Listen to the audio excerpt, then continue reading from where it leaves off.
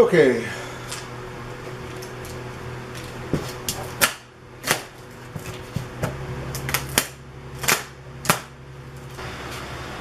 Whew. Need some of my energy booster.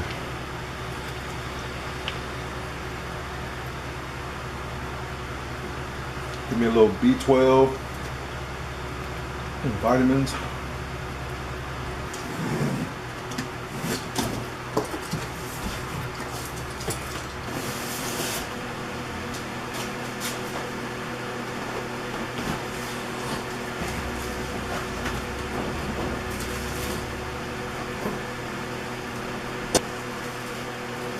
So this was formerly labeled a 70 pint, but I guess because of the restrictions and regulations or whatever, they had to call it a 50 pint dehumidifier, but the capacity has not changed. They still claim that it's yeah, the capacity hasn't changed, but they had to label it 50 pint even though they can get 70 pints per day. I think it's per day out of the dehumidifier. So it already comes on wheels, which is great. I decided to go ahead and film this just for video proof in case anything was wrong with it. But it has some thick styrofoam on the top and the bottom, so it looks pretty good. This is not the one with the pump. The one with the pump has a built-in pump inside, and you'll have another little port on the side, and it'll come with a hose so that you can use that and it'll pump the water out. And the pump is good if you don't have a drain on your floor, or if you have nowhere to put it out, but maybe it has to go into a sink, or maybe it has to go out the window. Then get the one with the pump, because the pump will pump it vertically up and out. This one here is gravity, so if I go and put the hose right here, the hose has to end up lower. It has to go down lower and out, okay, because this is gravity. Alright, so I'll zoom in a little bit and see how much I can get. Alright, so this has a screw-on plug, okay. The black piece you see there is a rubber, so this actually pushes the rubber onto the unit to keep that seal so it doesn't leak, and that just pops out like that. I'm gonna go ahead and put that back in there. Just do it hand tight, and that's it. There's no putting anything together. The wheels are already on it, and that's it. You have the drawer here. Actually, there's a little piece of plastic in here. I don't know, it looks like it broke off of something. Ooh, this definitely broke off of something. So we're gonna have to see where that piece goes to. Hopefully we don't have to call the manufacturer for anything. No, that's not to that. Doesn't look like it. Even though we'll probably never use, this is the float, but this doesn't, this is too big for that. I don't know, man, maybe it doesn't look like it's broken off, but we'll have to keep this piece here to see if it goes to anything. There was a little hose inside.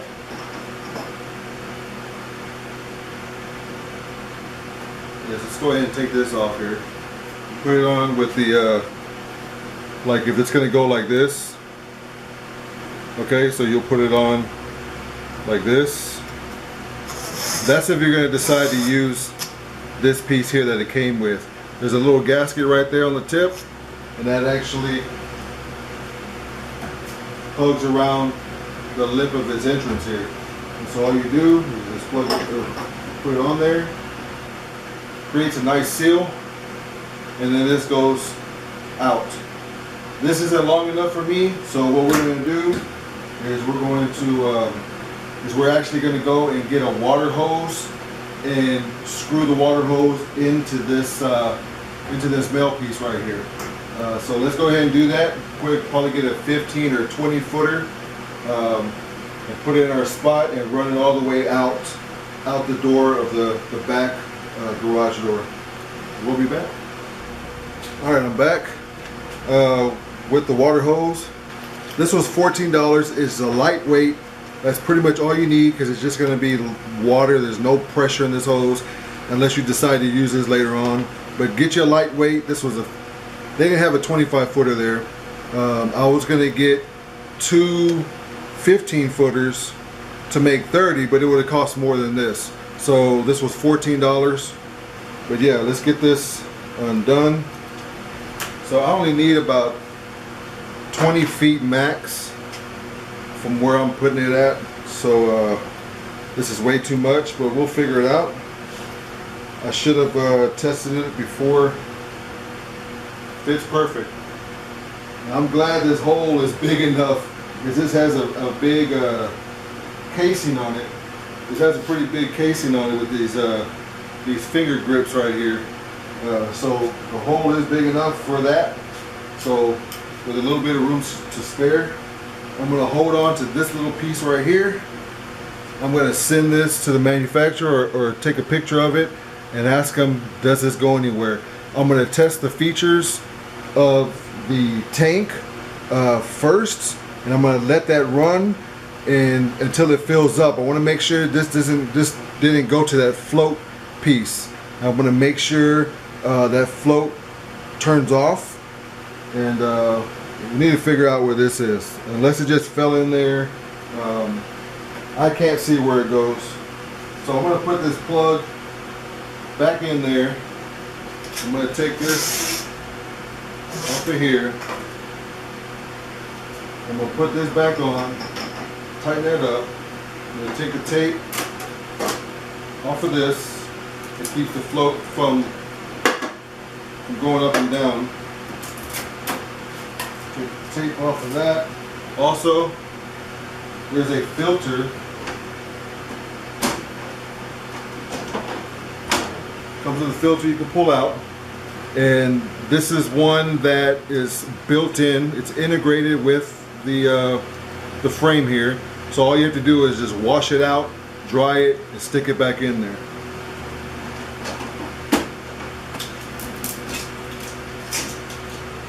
This does have a handle, okay?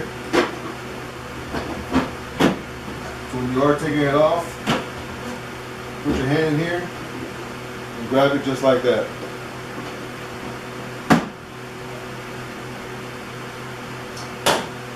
All right, let's go put it in place.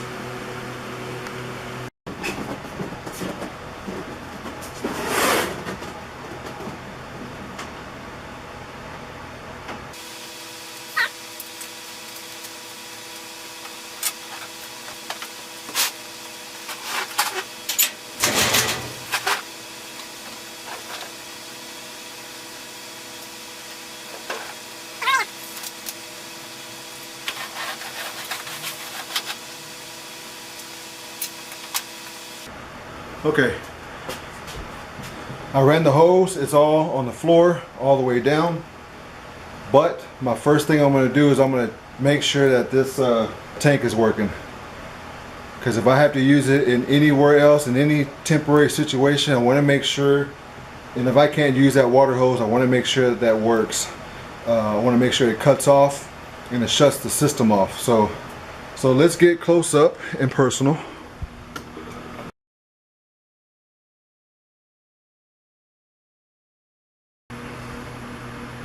Alright, so we're going to learn a little bit about the dehumidifier first.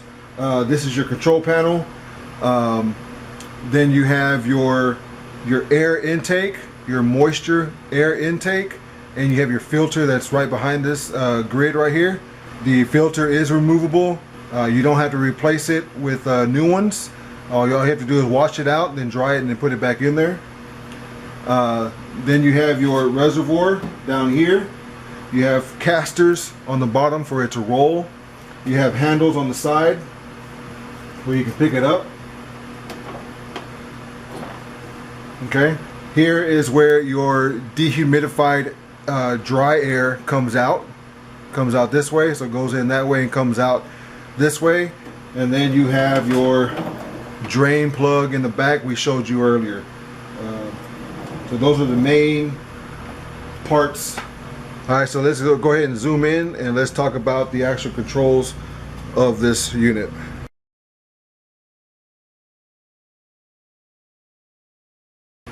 So starting on top here, looks like a snowflake. This is the defrost or the defrost light.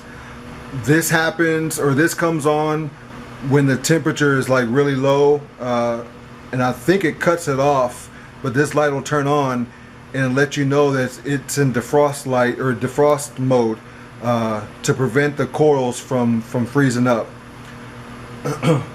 The next one down is like it looks like the bucket on the bottom, and it's actually the reserve, the full light. So whenever the reserve bucket is full, this light will come on, and the unit will stop working. It'll turn off. That way it doesn't overflow the bucket.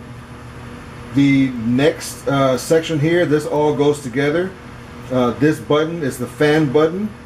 So it's the fan speed. You have a low and a high. So you have one little fan and two little fans. So it'll let you know what speed it's on. The next one here is the timer button. It initiates the auto start and the auto stop feature. And that will, if you push this button, this light should come on. The next one up here is the Wi-Fi light. So it displays your connection to your Wi-Fi. This one right here, this left LED screen, is your current temperature and your timer display. Okay, it displays the current temperature when you have it on. When the timer button is pressed to set the operation time, that display shows a set time for about 10 seconds before it returns to the current temperature. Okay, the next set here, this is where you set your humidity. It displays the current humidity when the unit is on and operating. To select your preferred humidity, you press the up and down arrows. So I think it'll move within 5%. So if you press this up or down, it'll move in increments of 5% with each press. So you can adjust it between 30% and 90% relative humidity. That's the adjustable range. Once the humidity is set, the display will return to the current humidity for about 10 seconds. And then the far right button right here is your Celsius or Fahrenheit. So depending on where you're at or how you like to read your temps, you can switch this between Celsius and Fahrenheit. So it does say when operating the dehumidifier for extended periods greater than 23 hours continuously, the dehumidifier will operate for 23 hours, then off for 1 hour in order to reset the system. During that off period, you will see an SA will show in that display window. The unit will restart automatically after the 1 hour is complete. So just know that your computer, just know your dehumidifier is not messed up, but the SA just let you know that if you're continuously running this for 24, 25, 26 hours, it's going to cut off at the 23-hour mark, reset it for 1 hour, and after that 1 hour, it's going to go back in operation mode. Also, let me let you know that there is no function to whether you want to use the bucket or the external water hose. All it does is it bypasses the drainage to the back and goes into the bucket. If you take out the hose or put in an extended hose in the back, it'll automatically go to the back of the hose and out wherever you need it to. So there is no function on here that you can turn on to say continuous use or bucket use or whatever.